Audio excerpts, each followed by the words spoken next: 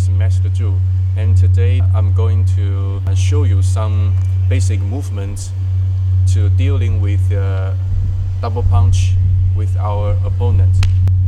In Chinese Kung Fu, how we to catch the double punches of our enemy. For example, our opponent try to attack us. Okay, this is our way. One more time. Okay. Yeah. This is what we call Hu Xi Lian, and the movement looks like this one.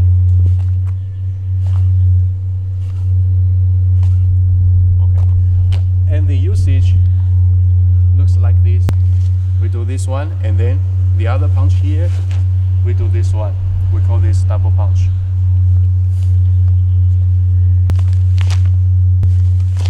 Here, if we take these steps successfully, then his body may look like this. Then we can going on to do a lot of the movements. For example, like this one, elbow tag, or this one, hit his face. Okay, this one here, and hit our enemy. Or hit the ribs. This is a lot of the usage here. 1, 2 here. Okay, 1, 2. Okay, double punch, and you can cut, you can hit, you can do a lot of the things here. Okay, so this is one of the Chinese style ways to dealing with the double punch here.